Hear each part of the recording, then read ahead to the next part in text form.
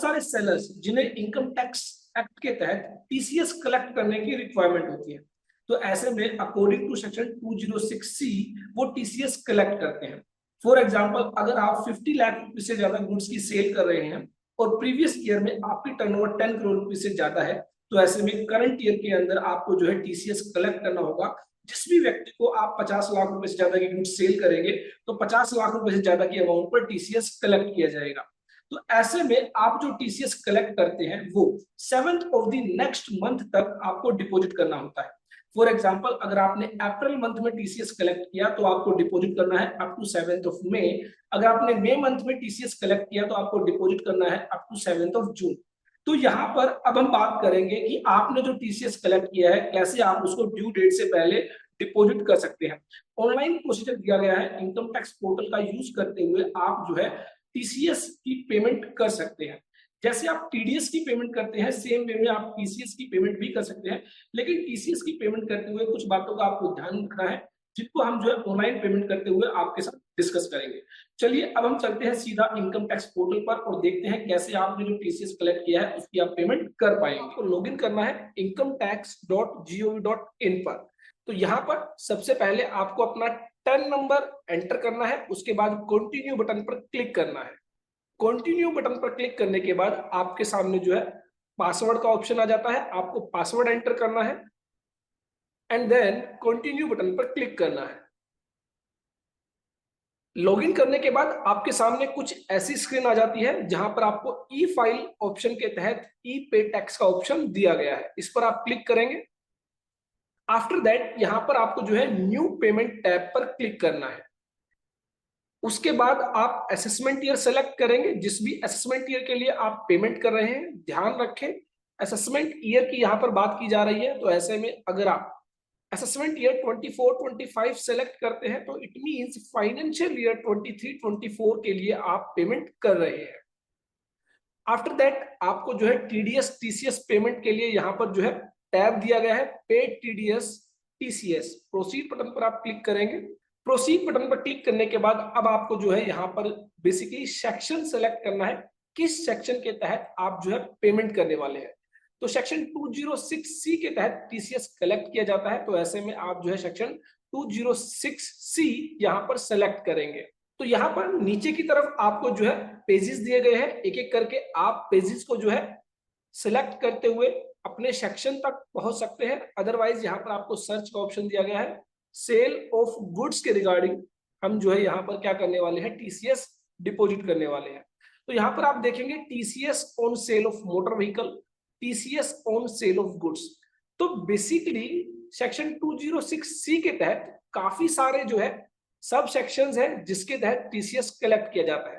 तो आपको अकॉर्डिंगली जो है यहाँ पर जिस सब सेक्शन के तहत आपने टीसीएस कलेक्ट किया है वो आपको यहाँ पर सेलेक्ट करना है।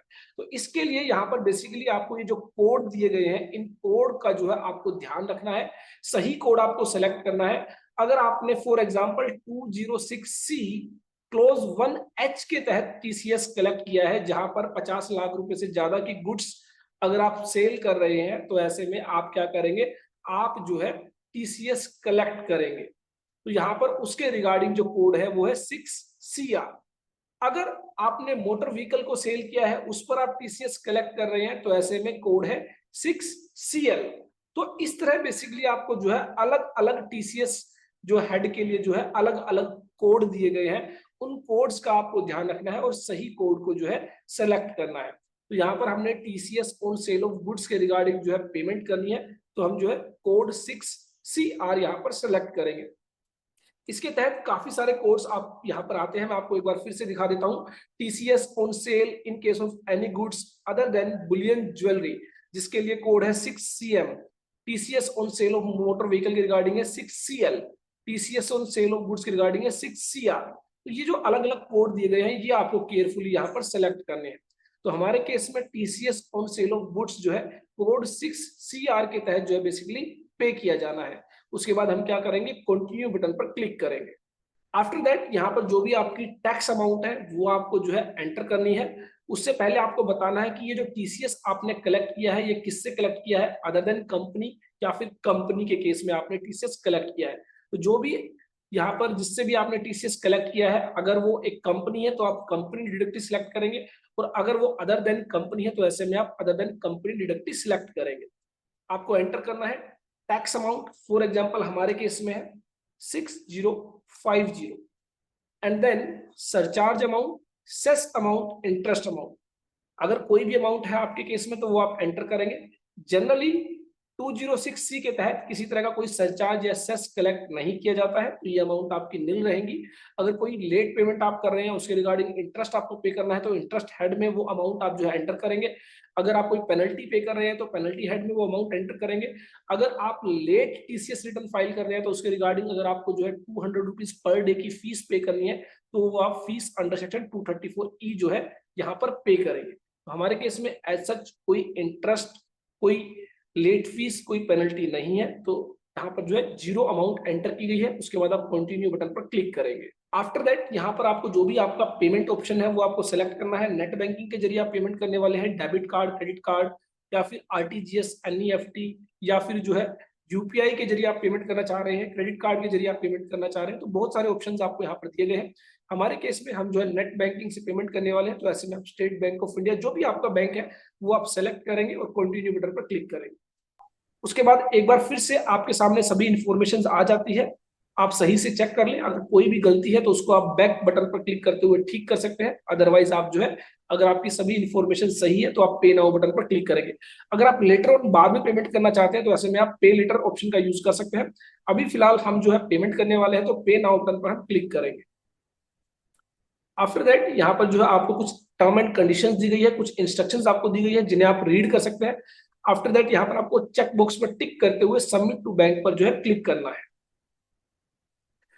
उसके बाद जो भी आपका नेट बैंकिंग ऑप्शन या जो भी आपने पेमेंट ऑप्शन सेलेक्ट किया है, उसके बेसिस पर आपका जो पेमेंट गेटवे है वो आपके सामने आ जाता है। जो भी आपके क्रेडेंशियल्स है वो आपको एंटर करने हैं, लॉगिन करना है, और लॉगिन करने के बाद जो भी डिटेल्स है रिगार्डिंग आपकी नेट बैंकिंग की वो आपको सेलेक्ट करनी है, जो भी आपका बैंक अकाउंट है, और आफ्टर दैट जो है वो आपको पेमेंट करनी है। पेमेंट करने के बाद कुछ इस तरह का चालान आपके सामने आ जाता है, जिसके जरिए जो आपने पेमेंट की है वो चालान जो है आप टीसीएस रिटर्न फाइल करते हुए यूज करने वाले हैं। तो इस तरह बेसिकली आप जो है टीसीएस के रिगार्डिंग ऑनलाइन पेमेंट कर सकते हैं इनकम टैक्स पोर्टल पर। तो आई होप मेरी ये वीडियो आपके लिए यूजफुल होगी। सेव कर लीजिए, देखते रहिए, लाइक करते रहिए हमारे YouTube channel all about taxes को। आप डेली टैक्स अपडेट्स हमारे व्हाट्सएप चैनल से जो है ले सकते हैं। इसके साथ ही बहुत सारी यूजफुल फाइल्स आप डाउनलोड कर सकते हैं हमारे टेलीग्राम चैनल से, डिस्क्रिप्शन में लिंक दिया गया है। हमारी ऐप ऑल अबाउट टैक्सेस आप डाउनलोड कर सकते हैं प्ले स्टोर से, जहां पर बहुत सारे अच्छे कोर्सेज आपको दिए गए हैं, जिनके जरिए आप खुद ही इनकम टैक्स रिटर्न फाइल कर सकते हैं, जीएसटी रिटर्न फाइल कर सकते हैं, टीडीएस रिटर्न फाइल कर सकते हैं। अगर आप एक सैलरी पर्सन हैं और जॉब करते हुए अपने करियर को इंप्रूव करना चाहते हैं, तो ऐसे में वो कोर्सेज आपके लिए बहुत ज्यादा यूजफुल हो सकते हैं। और अगर आप प्रैक्टिस करना चाहते हैं, खुद का अपना ऑफिस बनाना चाहते हैं, उसके बाद आप अपने क्लाइंट को सर्विसेज देना चाहते हैं, तो ऐसे में ये कोर्सेज आपको बहुत ही ज्यादा यूजफुल रहेंगे। तो देखते रहिए, लाइक करते रहिए हमारे YouTube channel all about taxes को। फिर मिलेंगे एक नई वीडियो के साथ।